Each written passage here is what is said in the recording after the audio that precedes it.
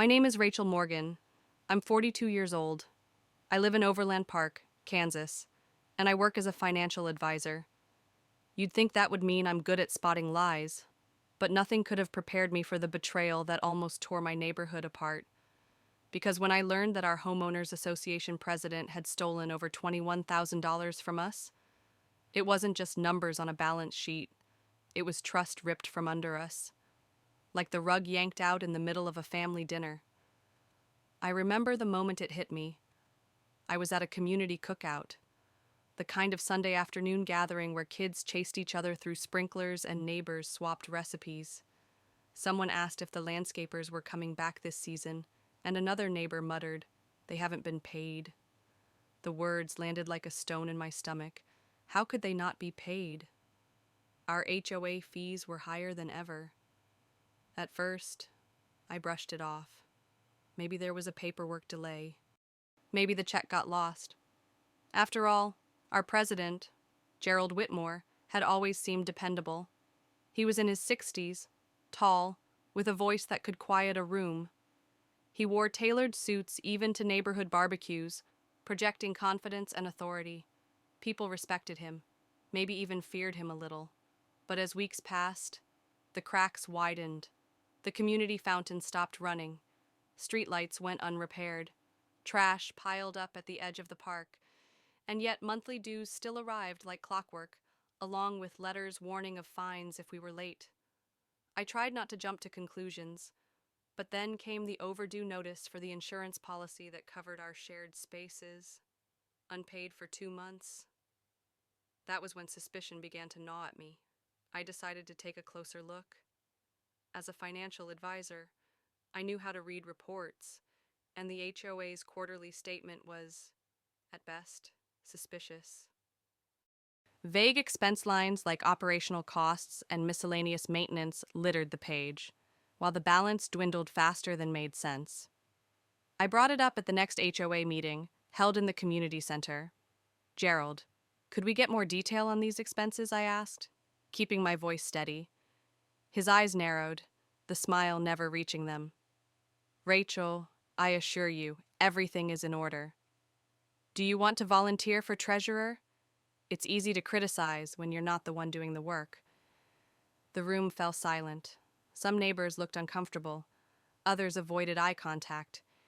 He had a way of making people feel small for daring to question him. But I wasn't going to let it go. Not after I received another letter the utility company threatening to shut off water for the clubhouse due to unpaid bills. I marched to Gerald's office. He ran a small property management company out of his basement and asked for the receipts. He chuckled. "Rachel, you're overreacting. Everything is fine. Trust me. Trust." That word echoed in my head long after I left. It all might have ended there, just a gnawing unease, if not for an offhand comment from one of the HOA board members. Daniel Price. After a late-night board discussion, he leaned toward me and whispered, "Funny thing about those checks. Gerald signs most of them to himself." I froze. "What do you mean?" Daniel shrugged nervously. "I've seen copies. Payments written directly to him. He says they're reimbursements, but 21,000 in reimbursements." The blood drained from my face. Suddenly, everything, the unpaid bills, the vague expenses, the arrogance made chilling sense. That night, I sat at my kitchen table long after midnight, flipping through the documents I'd collected, my hands trembling. If Daniel was right, we weren't just dealing with mismanagement. We were staring down outright embezzlement. And the worst part, I had no idea how deep it went, or how dangerous Gerald might become once he realized I was onto him. The photocopied check lay on my kitchen table like a ticking bomb. My eyes traced the shaky, unfamiliar script of the treasurer's signature again and again.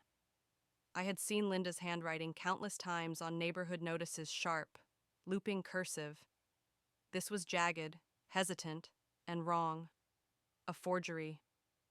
I knew then that Gerald wasn't just cutting corners, he was cutting himself checks. But suspicion wasn't enough. if I confronted him without proof, he'd dismiss me the way he had at the meeting, maybe even turn the neighborhood against me. He had charm, authority, and a way of making anyone who opposed him look petty. I needed more. The following week, little signs of neglect spread like weeds. The pool, usually pristine by summer, stayed locked behind a rusting gate. The lawn service stopped showing up. Even the mailbox area was littered with flyers and trash. At every turn, neighbors whispered, "Why are we paying dues if nothing's getting done?" A mother asked me while we waited for our kids at the bus stop. I hesitated. Maybe we should ask Gerald. Her face tightened.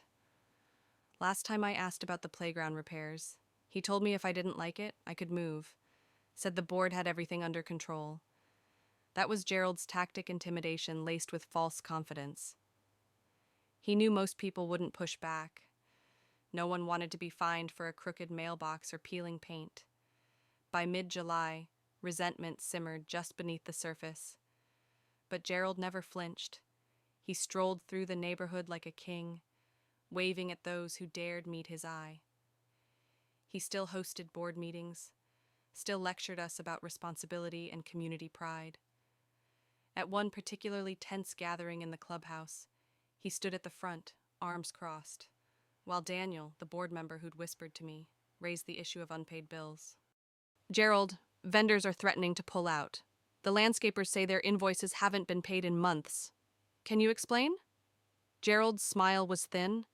"Daniel, if you're suggesting mismanagement, I assure you everything is perfectly accounted for. These vendors exaggerate. Some of them pad their bills. I'm protecting the community's money.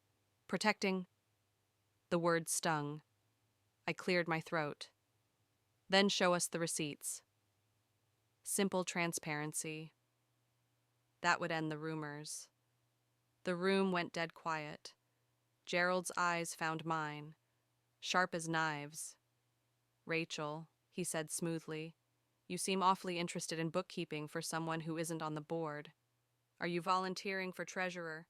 Because unless you're willing to step up, I suggest you step back." The humiliation was deliberate.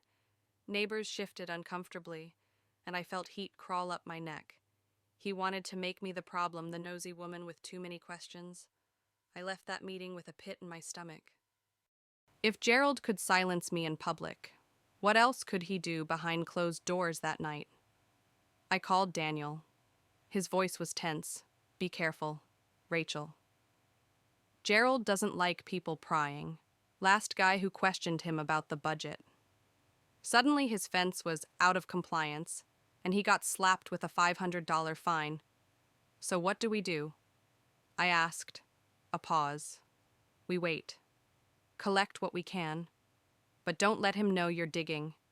Waiting was torture. Each day, the neighborhood frayed further. Kids complained about the closed pool, parents about the overgrown lawns. Yet every household still received a reminder in the mail dues were due on the 1st of the month. No exceptions. And then something strange happened. Late one evening, while walking my dog, I passed Gerald's house. Through the basement window, light glowed against stacks of folders and a desk cluttered with papers. He was hunched over, scribbling on checks. The sight froze me in place. Alone in the dark, he looked nothing like the commanding president of our HOA. He looked frantic, desperate. The dog tugged on the leash, jolting me back. My pulse thundered. If he was writing checks at midnight, who were they made out to? The next morning, an envelope arrived at my door. Unlike the first, this one wasn't anonymous. It was stamped with the HOA's return address. Inside was a letter, short, chilling. "Cease your questions, Rachel, or fines will be the least of your worries." The warning letter sat on my counter like a coiled snake. "Cease your questions, or fines will be the least of your worries." It wasn't just a threat, it was a dare. Fear and anger warred inside me. I wasn't reckless, I was a mother, a neighbor, a person who paid her dues on time. But if I let that letter scare me, what would happen to everyone else who didn't have the training or the stubbornness to push back? I pulled our HOA bylaws from the binder I kept in my office. The print was small, the language bland. Still, there it was, in black and white: members had a right to inspect financial records with reasonable notice. I printed a formal request, calm, professional, impossible to dismiss, and mailed it by certified post, then scanned a copy to my email. If Gerald wanted to play official, we would play official. Then I started calling vendors. The pool service answered first. A man named Connor cleared his throat when I asked about overdue invoices. "Ma'am, I probably shouldn't say this," he murmured, "but we sent 3 statements since April.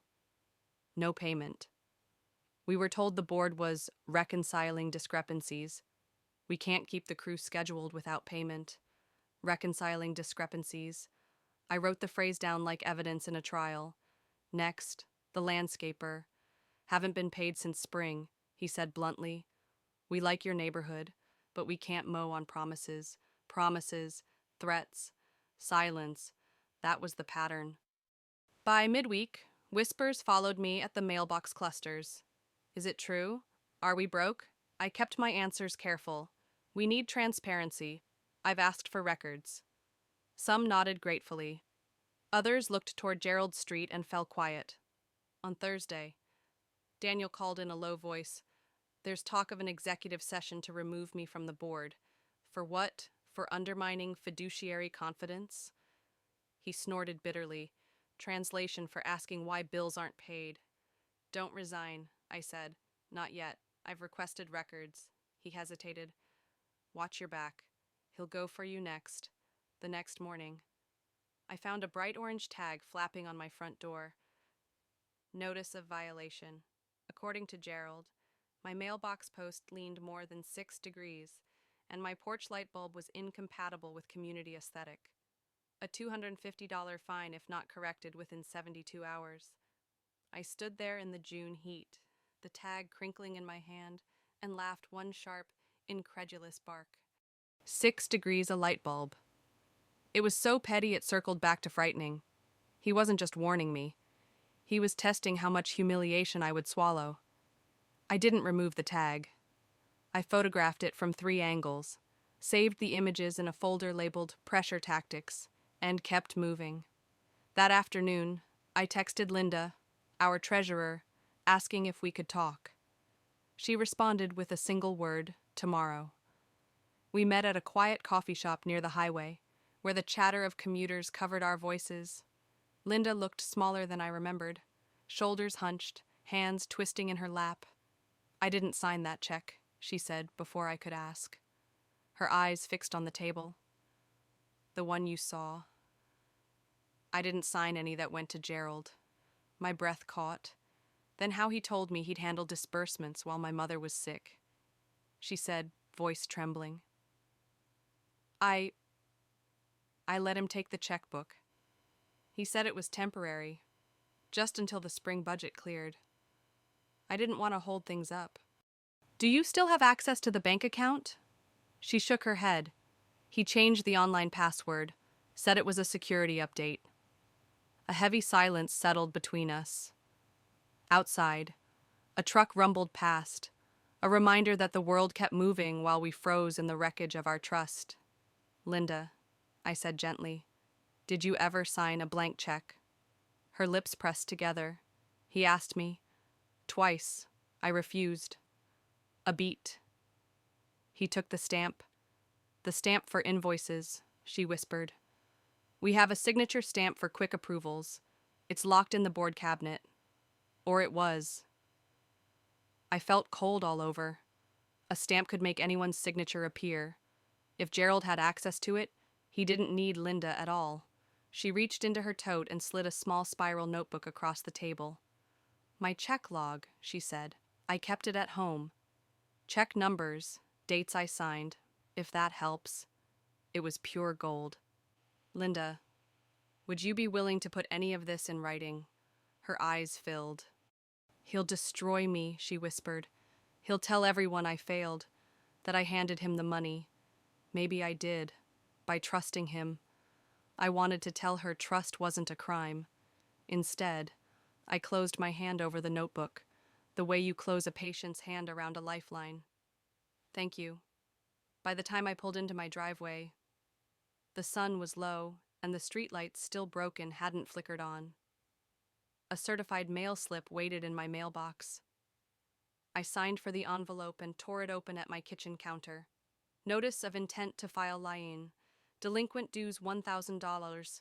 Late penalties $300. Administrative fee $150. I stared at the total until the numbers blurred. I had bank receipts proving I'd paid.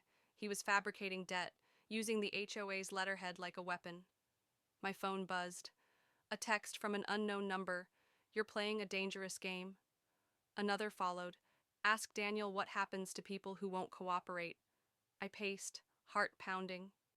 Should I call the police, report harassment? Would they care about anonymous threats on HOA stationery? My doorbell rang. I jumped, then checked the porch camera feed. No one stood there, only a manila envelope propped against the welcome mat. I cracked the door and pulled it inside. No return address, just a single line on the front. Start with March. Inside a USB drive. My hand shook as I slid it into my laptop and opened the only folder. A grid of scanned images filled the screen checks, deposit slips, bank statements, month after month. I clicked the first file. Pay to the order of Gerald Whitmore. Amount $3,200. Memo, emergency repairs. Signature Linda only. It wasn't her hand. The second file loaded, then the third. The totals mounted in my head like a drumbeat. That's when the porch camera chimed again. Motion detected at my door, followed by 3 sharp knocks, and a voice I recognized all too well. Rachel, open up. We need to talk. About your fines. The morning after Gerald's knock on my door, the neighborhood felt different.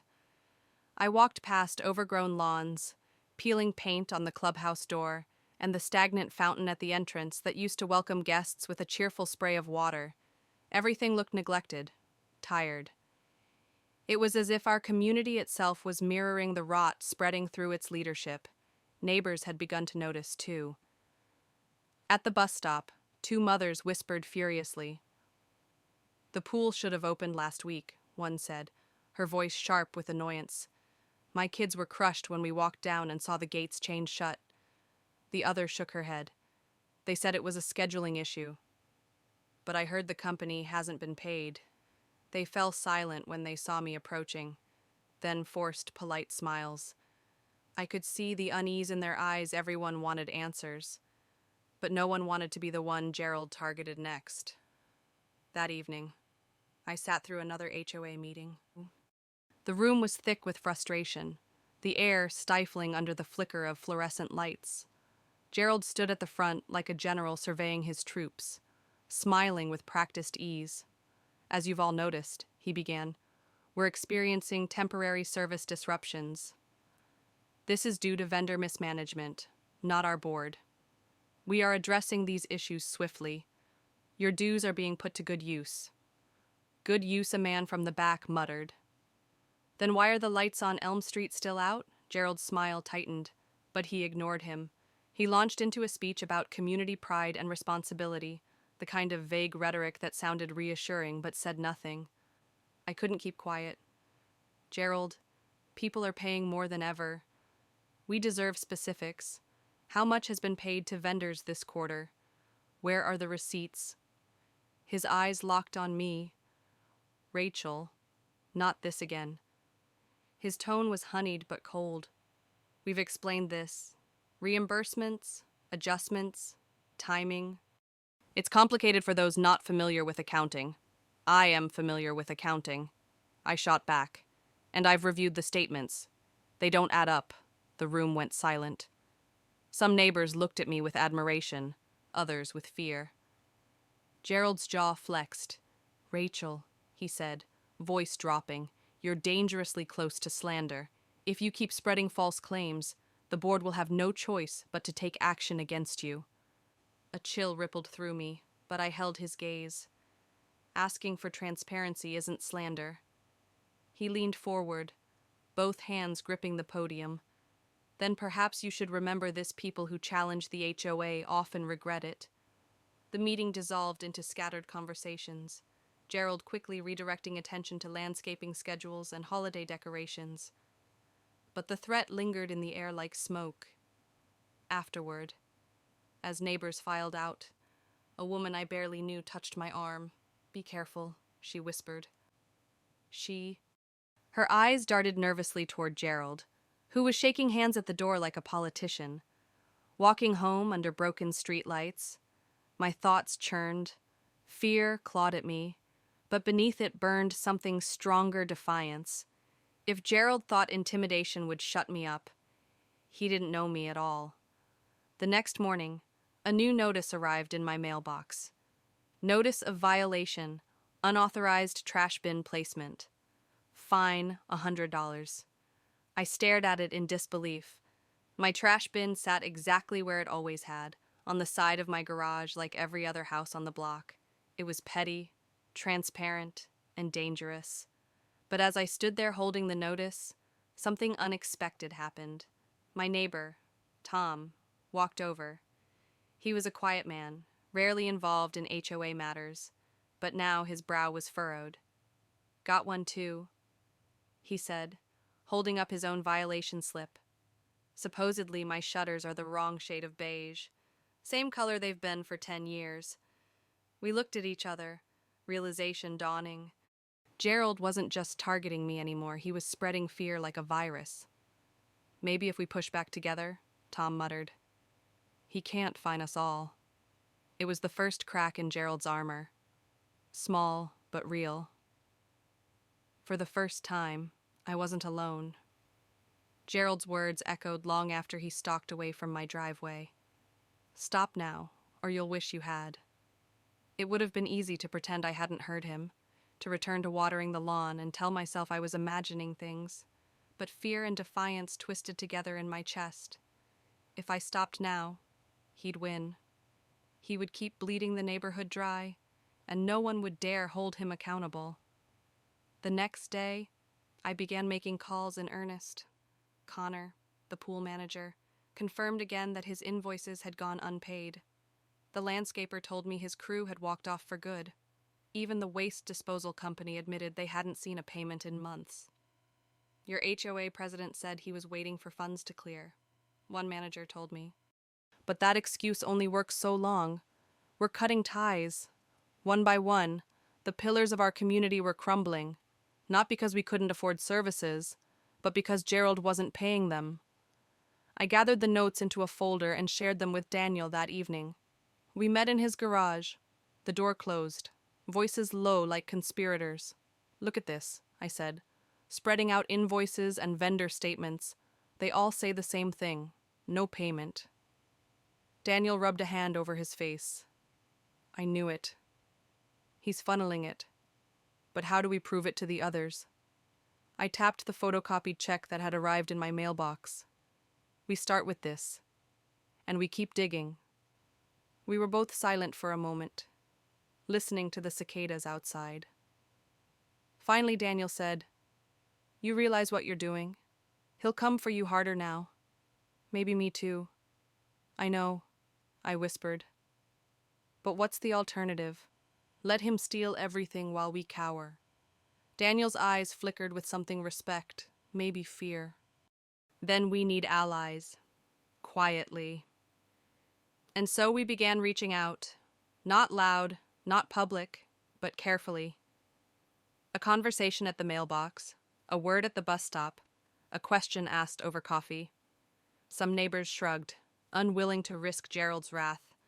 But others, like Tom, the man fined for his shutters, leaned in with quiet fury. Within a week, there were half a dozen of us trading whispers and scraps of information, a secret alliance, born not of ambition but of desperation. Meanwhile, Gerald grew bolder. Violation notices multiplied across the neighborhood bins, too visible, grass too long, curtains the wrong shade. Each letter carried his signature at the bottom, smug and menacing. Worse, rumors began to spread. At the grocery store, I overheard two women talking by the produce section. "She's obsessed," one said, Rachel can't stand that Gerald's in charge. She's trying to stir up drama. She's always been like that, the other replied, critical of everything. I froze behind the stack of apples, heat rushing to my cheeks. Gerald wasn't just fining me, he was poisoning my reputation. That evening, I found a second notice on my door: improper lawn height, $200 fine. My lawn was trimmed to regulation length. I measured it myself. He was fabricating violations, creating a paper trail to paint me as a problem resident. I stormed into the kitchen and threw the notice on the counter. My teenage daughter, Emily, looked up from her homework. Mom, are you okay? I forced a smile. Just hoe nonsense. Don't worry. But I worried enough for both of us. The breaking point came 3 nights later when Daniel called. His voice was tight. Rachel, you need to know something. I stayed late after the board meeting tonight. I heard Gerald in the hall with one of his supporters. He said you need to be taught a lesson. My stomach dropped. What does that mean? I don't know. But his tone, Rachel, it wasn't about fines or notices. It sounded personal. The garage door creaked as Daniel sighed. I think you're in danger. The phone call with Daniel left me shaken. Taught a lesson. The phrase rattled inside my head long into the night. Gerald wasn't just trying to silence me with fines and rumors anymore. He was crossing into something darker, personal intimidation. But fear, I realized, could cut 2 ways. It could paralyze you, or it could push you forward. And in that moment, fear sharpened into resolve. The next morning, I arranged a meeting with Tom and 2 other neighbors who had quietly joined our little alliance. We sat around my kitchen table, blinds drawn, mugs of coffee steaming between us like we were plotting a rebellion, which, in a way, we were. Look, I said, spreading the photocopied check and Linda's handwritten log in front of them. This is real. He's paying himself. And Linda didn't sign these. That means forgery. Tom whistled low. That's a felony. Exactly. But it's not enough. One check could be a mistake. We need a pattern, so we began digging. Tom volunteered to check the county's public records office, searching for liens, deeds, and filings that might reveal financial stress in Gerald's life. Another neighbor offered to comb through old meeting minutes, looking for discrepancies. Meanwhile, Daniel and I pushed for copies of bank statements, knowing full well Gerald would stall or stonewall. Days blurred together in a haze of whispered updates and late-night phone calls, and then the pieces began to fall into place. Tom reported back first. Gerald refinanced his house twice in the last 3 years. That basement office of his, it's drowning in debt. Then came the vendor notes, one after another, unpaid bills stretching back over a year. Service providers refusing to return until balances were cleared. Finally, Daniel called, his voice electric with urgency. Rachel, I've got it. Copies of checks. A whole batch. All written to Gerald. All signed with Linda's stamp. My heart raced. How did you? An ally, he said simply. Someone inside the board who's had enough. We met in his garage again, the folder heavy between us. I flipped through the photocopies, my pulse hammering louder with each page. Pay to the order of Gerald Whitmore. Amount $1,500. Memo office supplies. Pay to the order of Gerald Whitmore. Amount $2,800. Memo, emergency maintenance. Pay to the order of Gerald Whitmore. Amount $4,000. Memo reimbursements. The numbers added up like a nightmare. Month after month, check after check, each one siphoning more from the community until the total breached $21,000. There it was. Proof. Not just a suspicion. Not just a whisper cold. Hard evidence. I closed the folder and looked at Daniel. We have him. But triumph quickly curdled into dread. If Gerald realized someone inside had betrayed him, if he even suspected we had this much proof, he wouldn't just threaten us with fines. He would retaliate with everything he had, as if on cue. Headlights swept across my front window later that night. I peered through the blinds and froze. Gerald's car idled at the curb, engine humming. Headlights off now, but unmistakable. He sat there in the dark, a silhouette behind the wheel, watching. My throat went dry. I turned off my own lights and stood perfectly still until, finally, after what felt like hours, the engine roared and the car pulled away. The next morning, an envelope was wedged under my doormat. No stamp, no address, just a single sheet of paper inside, scrawled in thick black ink. "This is bigger than you think. Stop before you regret it." The message haunted me. This is bigger than you think. At first, I couldn't imagine how. Gerald had siphoned $21,000 from our community money meant for pools, parks, and lights. What could possibly be bigger than theft on that scale?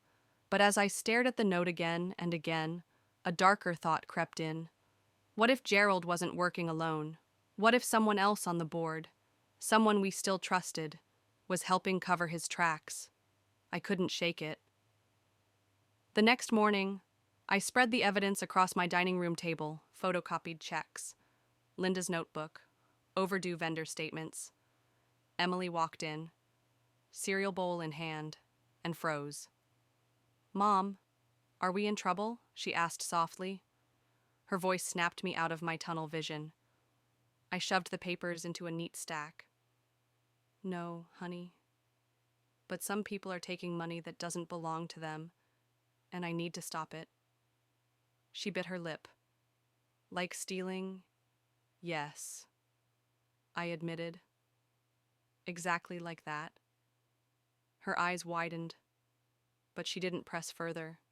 She just carried her cereal to the couch, the weight of my words hanging in the air between us. Later that day, I met Daniel at the library.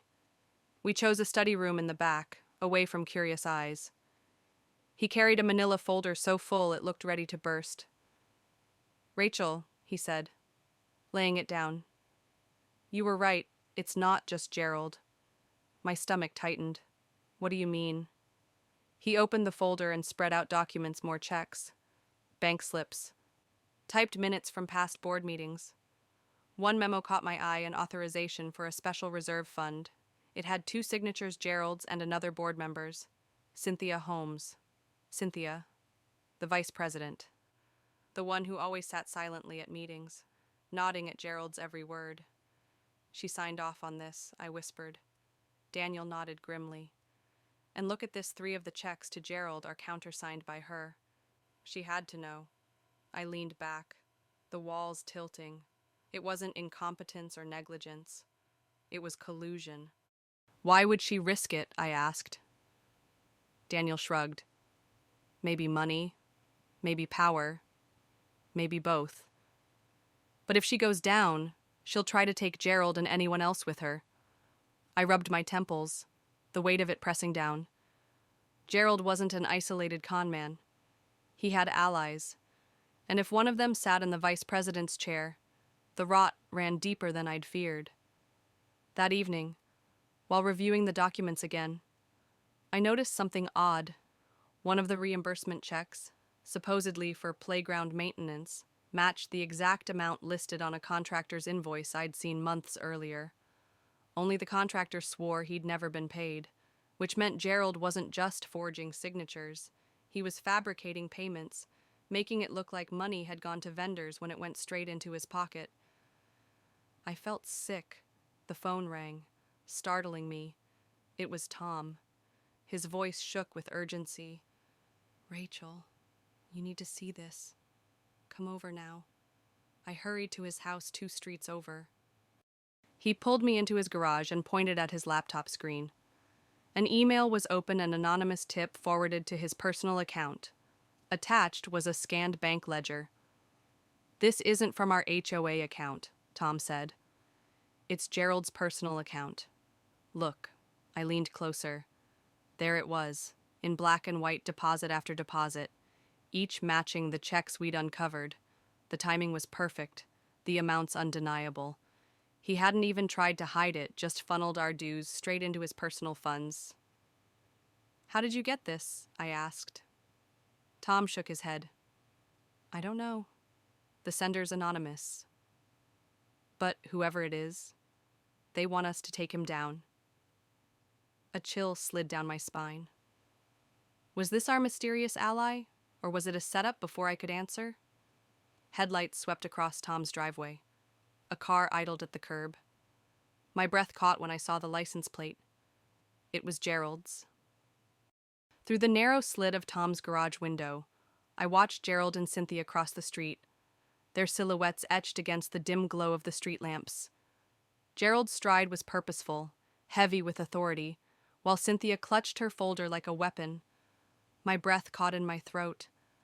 "They're coming here," Tom whispered. We pulled back from the window just as footsteps crunched up the driveway. The knock on the garage door was sharp, commanding. "Tom!" Gerald's voice boomed. "We know you're in there. Open up." Neither of us moved. My heart raced so violently I was afraid it would give us away. The knock came again, louder this time. "We need to discuss some misunderstandings."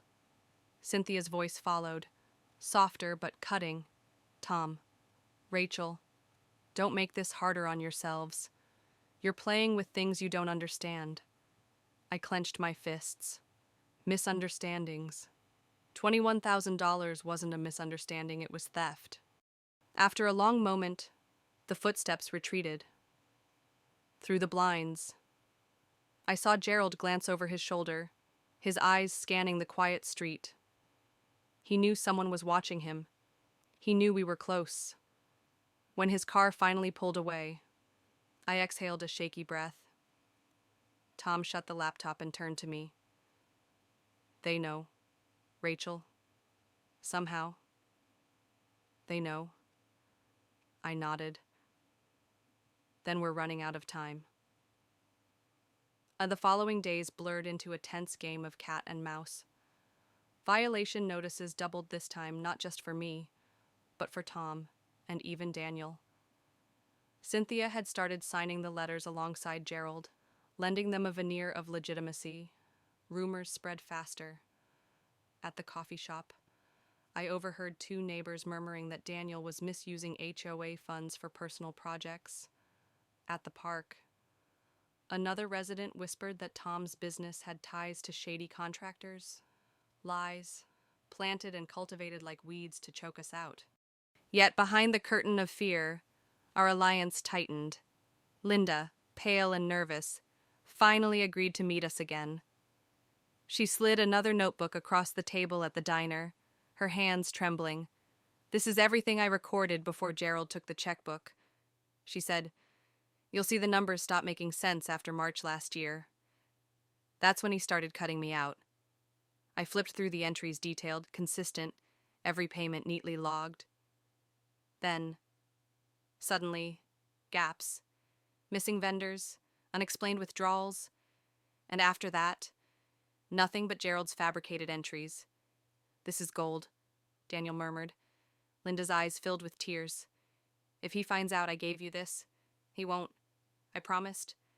"Not until it's too late for him to retaliate." Still, I saw the fear etched into her face. She wasn't just afraid of losing her position, she was afraid of him. And 2 nights later, the retaliation escalated. My phone buzzed with a text from an unknown number. "You're making enemies. Back off." Another followed minutes later. "We can ruin more than your reputation." I gripped the phone so tightly my knuckles whitened. Emily walked into the room just then, and I slipped it into my pocket before she could see. She already sensed too much. That same evening, Daniel called me in a panic. "Rachel, I caught Gerald in the records room after hours. He was shredding documents, whole stacks of invoices. When I walked in, he told me I was trespassing. Me, a board member." My chest tightened. If he was shredding evidence, he knew we were close. But there was one thing he couldn't destroy: the bank trail. The anonymous tip that had landed in Tom's inbox was our lifeline. If we could authenticate those ledgers, Gerald's entire scheme would unravel. The following morning, I drove to the county clerk's office. My stomach knotted as I requested access to the HOA's filed annual reports. The clerk returned with a stack of documents, and I combed through them at a corner desk. And then I saw it. Nestled in the fine print of the last report was a line item for reserve fund transfers. The total matched almost exactly the deposits from the anonymous bank ledger. I snapped a photo and texted Daniel, and Tom confirmed. Gerald created a fake reserve fund. Money went straight into his personal account. For the first time, we had a smoking gun official documents tying Gerald's lies to the missing money. Gerald's words clung to me like smoke. Clever won't save you. For the first time, I felt the weight of real danger. This wasn't just about money anymore. It was about control, power, and the lengths Gerald and Cynthia would go to protect themselves. That night, I couldn't sleep. Every sound outside my window made me jump. When headlights flickered across my wall, I froze, listening, waiting. But no one came to the door. Eventually, exhaustion pulled me under, but the unease never left. The next morning, I found a note tucked under my windshield wiper. The same thick black ink as before. Stop now, or your family pays. My hands trembled as I crumpled the paper. I wanted to run to the police, to hand them every scrap of evidence. But I knew Gerald. Without undeniable proof, he'd spin the narrative, cast himself as the victim of a vendetta, and walk away untouchable. I needed the final piece, the evidence that would close the circle and strip him bare. Daniel and I met that evening in the back of the library. He looked exhausted, eyes shadowed, voice low. "I've been thinking," he said. "Gerald's confident, too confident. He knows something we don't." I frowned, like what Daniel pulled out his phone and showed me a photo he'd taken of Cynthia's folder when she'd carelessly left it on a chair. The top page bore the header First Community Bank, authorized signatory list. I stared. Authorized signatories. He nodded grimly. Turns out Cynthia isn't just Gerald's ally. She's a co-signer on the HOA's account. That means every check, every transfer. She approved. She's just as deep in this as he is. The realization hit like ice water. All this time, I'd thought Gerald was the ringleader and Cynthia the silent partner.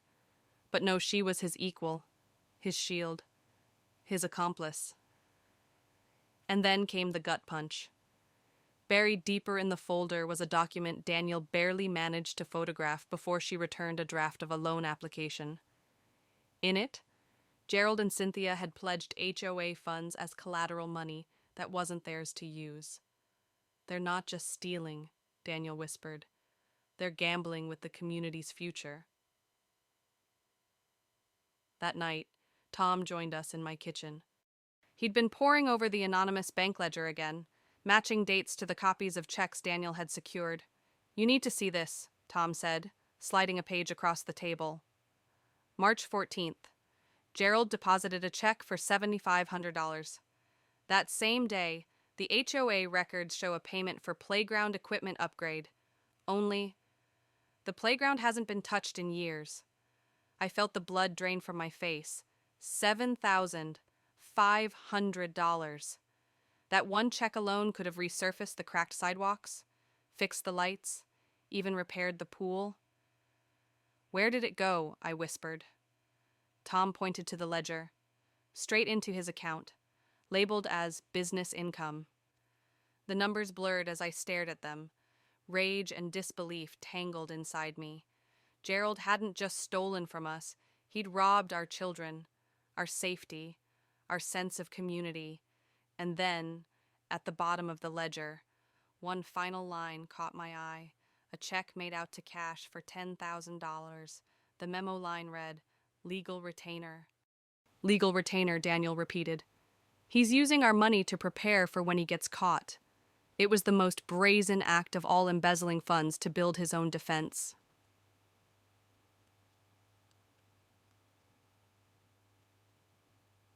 By now, the evidence was overwhelming. Forged signatures, fabricated payments, unauthorized loans, stolen reserves. It painted a picture so damning even Gerald's silver tongue couldn't explain it away.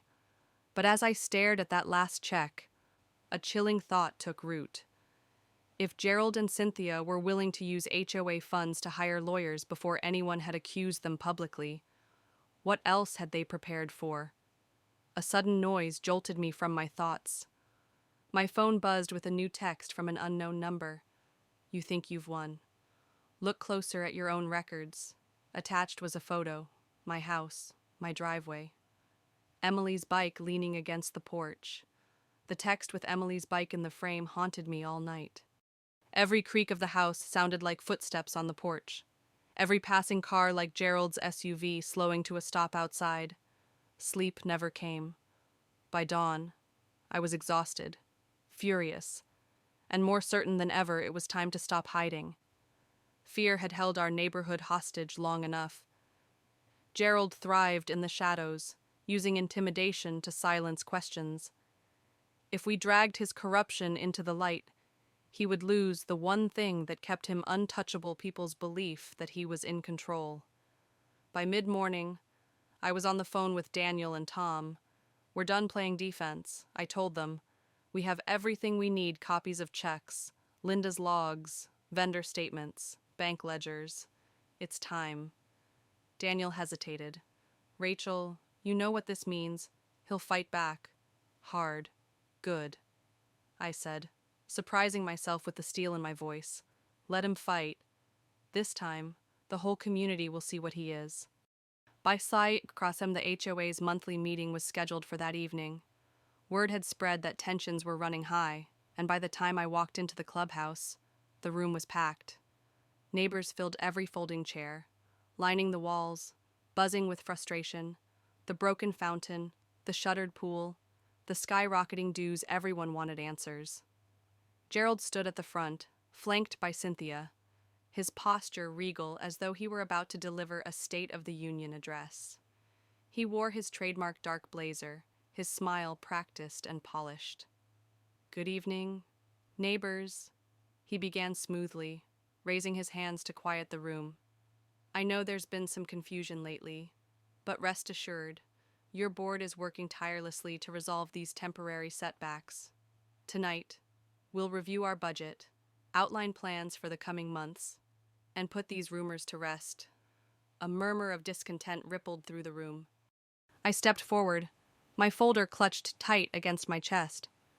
Before you do that, I said, my voice cutting through the chatter, I think the community deserves to see the truth. All eyes turned to me. Gerald's smile faltered. Rachel, he said lightly, you're not on the agenda. If you have concerns, we can... This is about $21,000 that should belong to all of us, I interrupted. My voice shook, but I forced it louder. Money you stole. Gasps rippled through the crowd. Gerald's face hardened. That's a serious accusation, he snapped. If you can't back it up, you could be held liable for defamation. I can back it up. I opened the folder and began passing copies down the rows, photocopied checks written to Gerald. Linda's logbook pages, vendor statements with unpaid balances. I held one high so everyone could see. Here's a check for $7,500, supposedly for playground equipment. The playground hasn't been touched in years. And here's the ledger showing that same amount deposited into Gerald's personal account. The room erupted in shocked murmurs. Some stood, craning their necks to see. Cynthia leaned toward Gerald, whispering furiously, but her eyes darted nervously toward the documents spreading through the room. This is nonsense, Gerald barked. These are forgeries, lies spread by people with personal vendettas. Linda rose shakily from her seat near the back. No, she said, her voice trembling but clear. Those aren't forgeries. Those are my logs.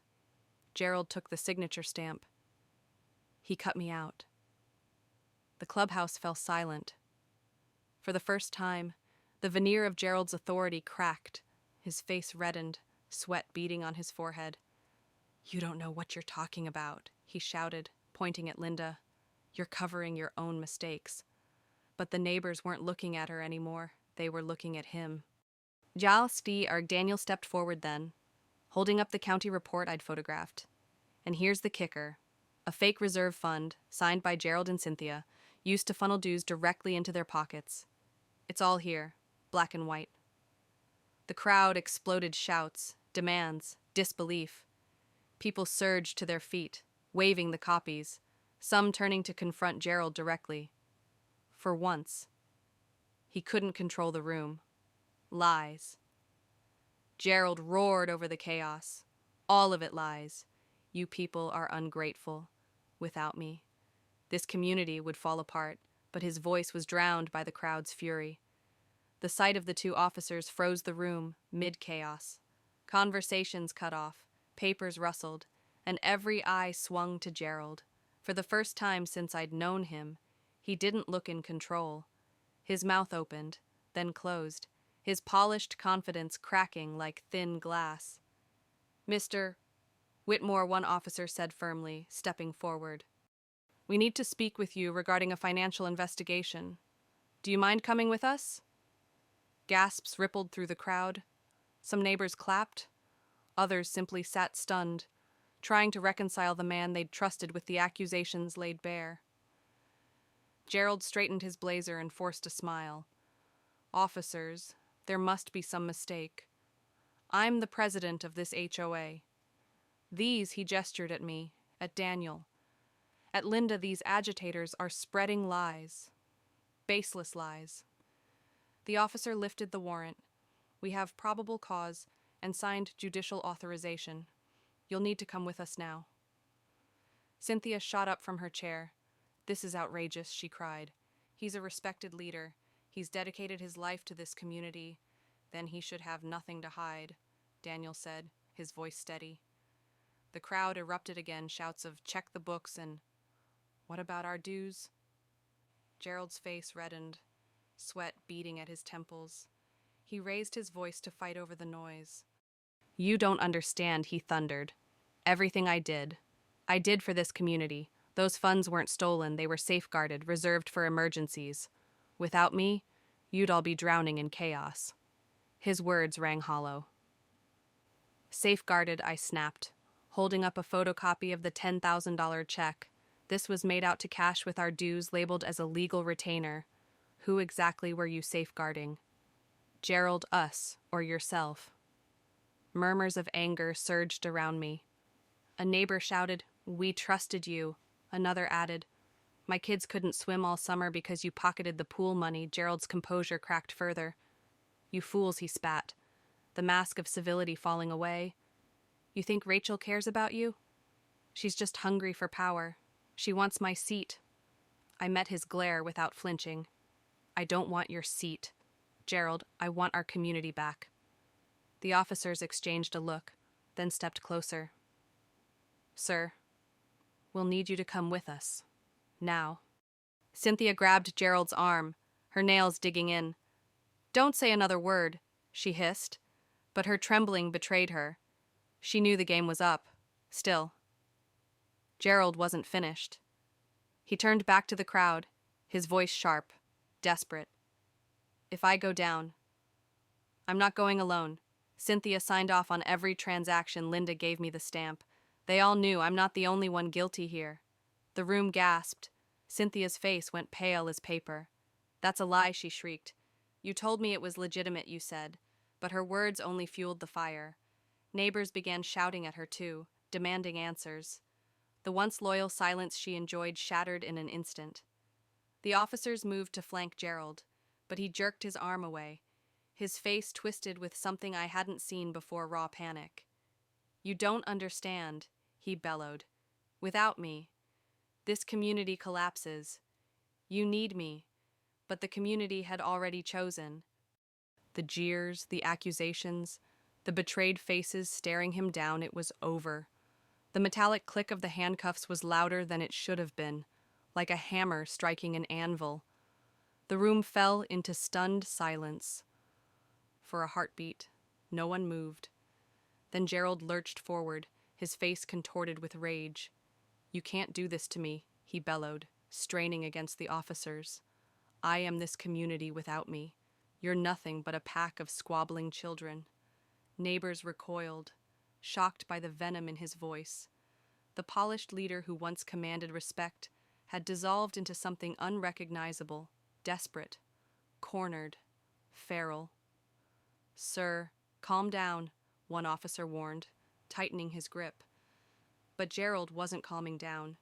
His voice cracked as he ranted, wild and unfiltered. "You think Rachel cares about you? She's the real fraud. She's been plotting this from the start, feeding lies into your ears. And Daniel, he's been waiting for my downfall so he can take the presidency for himself."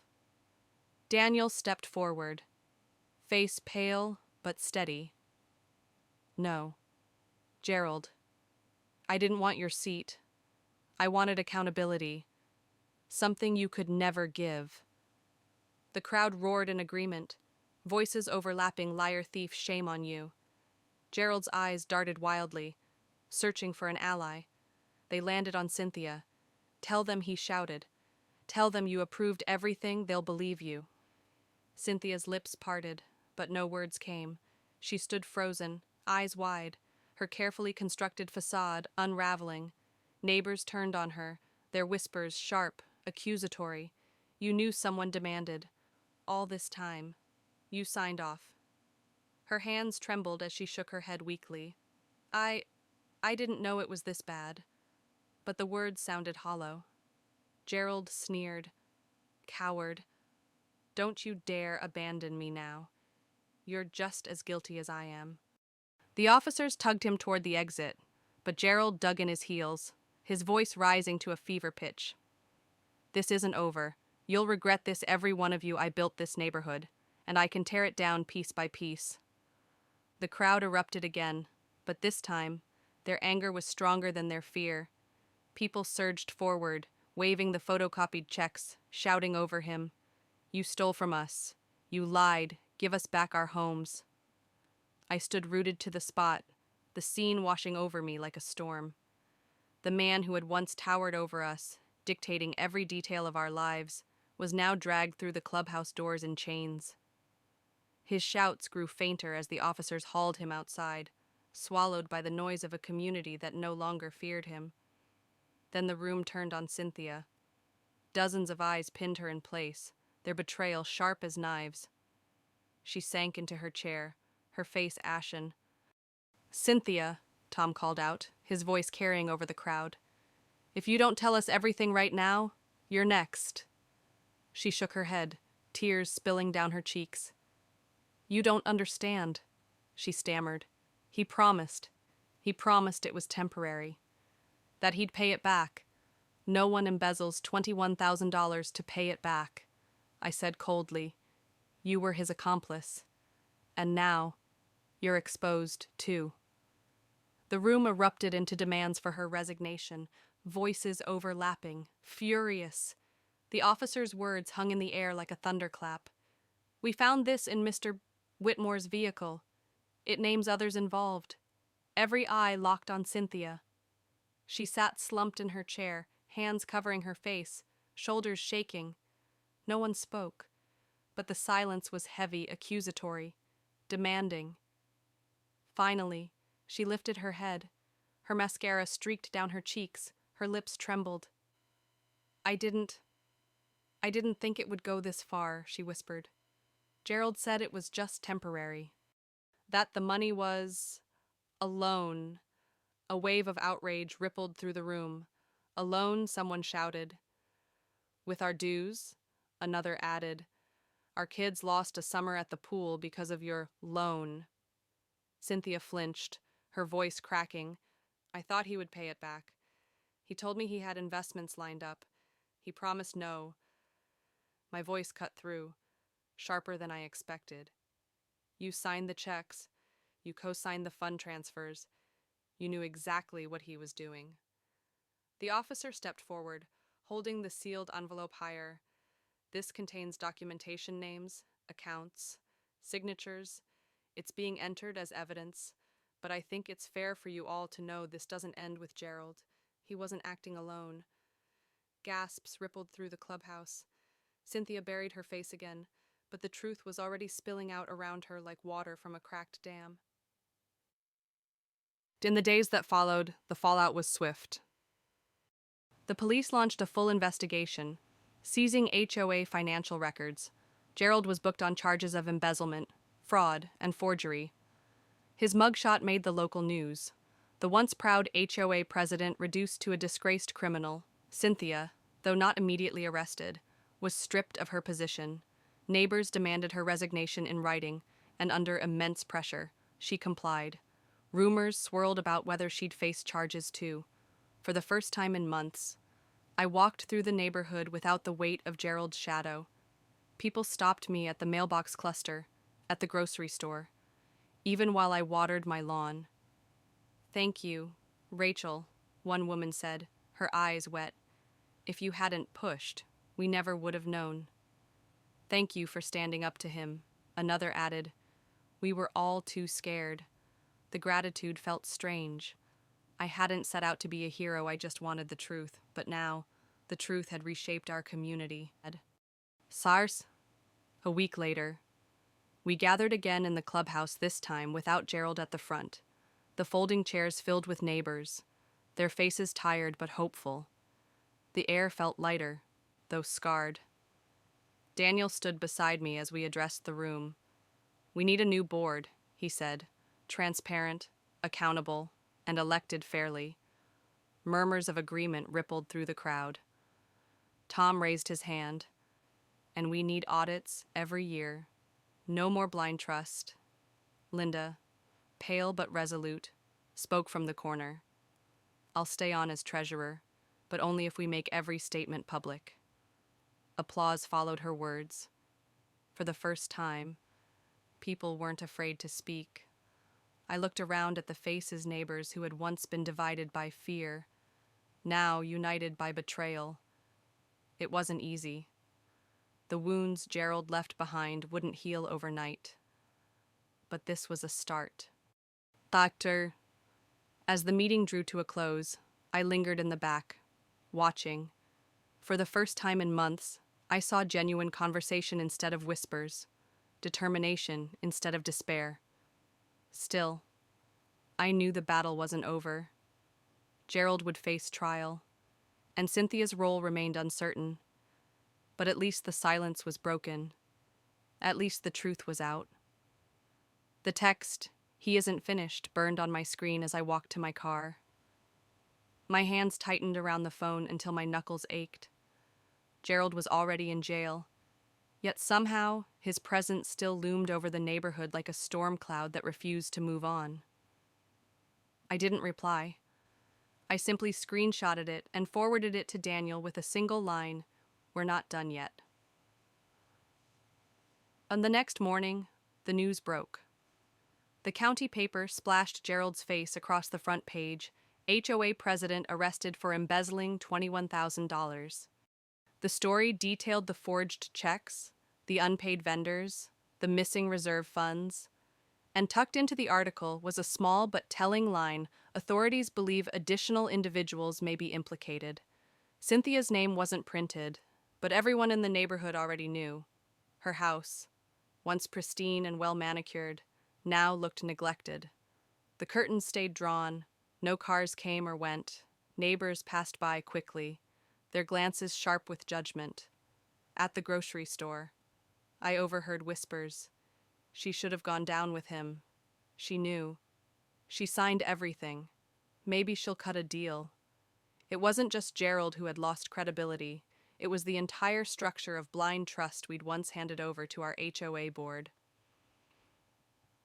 Meanwhile, Daniel, Tom, and I worked with the interim board to rebuild order.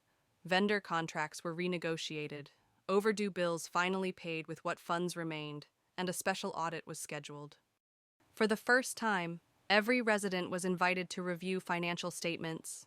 Transparency became our rallying cry, yet Gerald's shadow still lingered. One evening, as Daniel and I reviewed documents in his garage, he pulled out his phone with a grim expression. "You need to see this." It was a letter sent to multiple residents from Gerald's attorney. In it, Gerald claimed he was the victim of a smear campaign, that he had been framed by jealous board members who resented his leadership. He even alleged that I had orchestrated the entire scandal to position myself for control. My chest tightened. He's trying to rewrite the story. Daniel nodded. He's playing to the people who are still afraid of change. If even a handful believe him, it could fracture everything we've built. For a moment, doubt clawed at me. What if neighbors started to wonder if I really had gone too far? What if Gerald's lies found fertile ground in weary hearts, desperate for stability? But then I remembered the checks, the forged signatures, the pool left locked all summer while his bank account grew fatter. The truth was stronger than his lies if we had the courage to keep showing it. At the next emergency meeting, I stood at the front, my hands steady on the podium. Copies of financial records were projected on the wall behind me. "You've all seen Gerald's letter," I began, scanning the crowd.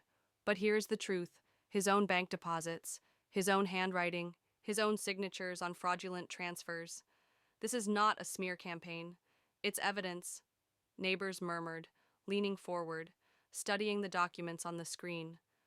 Some shook their heads in disbelief. Others, for the first time, looked relieved to have facts that no amount of bluster could deny. "We can't control what Gerald says from a jail cell," I continued, "but we can control what happens here. We can rebuild trust. Together." A murmur of agreement swept through the room. Tom raised his voice from the back. "She's right. Gerald can scream all he wants, but we're the ones who decide what this community becomes." Applause followed, hesitant at first, then swelling until it filled the room. As the meeting ended, I stepped outside into the cool evening air.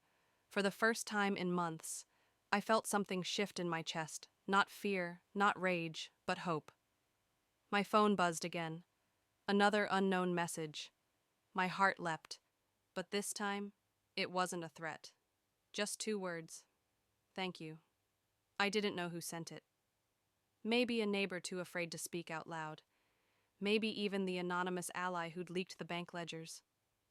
Whoever it was, their words steadied me. The courthouse smelled of polish and nerves. Wooden benches creaked under the weight of residents who had come to see justice served. The story of our fallen president had spread far beyond our neighborhood. Local reporters filled the back rows, cameras ready to capture the downfall of a man who once wielded unchecked power over us all. I sat in the front row beside Daniel, my palms damp against the folded stack of documents on my lap. These weren't just papers, they were the lifeblood of our fight-forged checks, vendor testimonies, bank ledgers. The truth we had clawed from Gerald's grip. When Gerald was escorted into the courtroom, shackled at the wrists, the air shifted.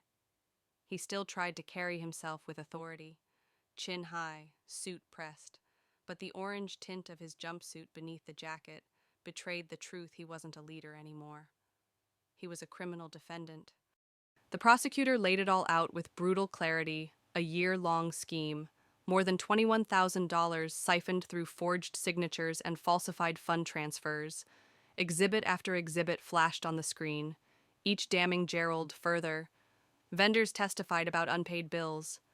Linda spoke through trembling lips about the signature stamp he had stolen. And then came the bank officer, confirming the deposits into Gerald's personal account. The evidence was overwhelming. Gerald's attorney tried to twist the narrative, painting him as a misunderstood manager who had borrowed funds with the intent to reimburse. But the jury's faces told the truth: they weren't buying it. Then Gerald himself took the stand. His voice cracked with false indignation as he pointed at me from across the courtroom.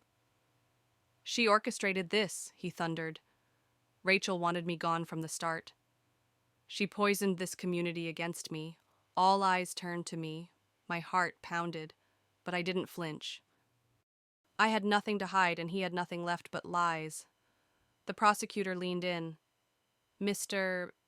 Whitmore, if these were loans, why were the funds deposited into your personal account labeled as business income? Why was a $10,000 check to cash labeled legal retainer?" Gerald faltered. For the first time, his words failed him. The courtroom buzzed with the sound of a man unraveling.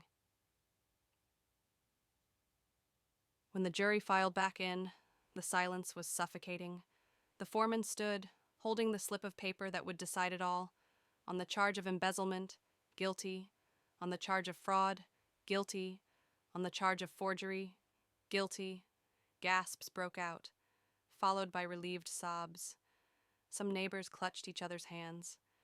Daniel closed his eyes, exhaling a breath he must have been holding for months.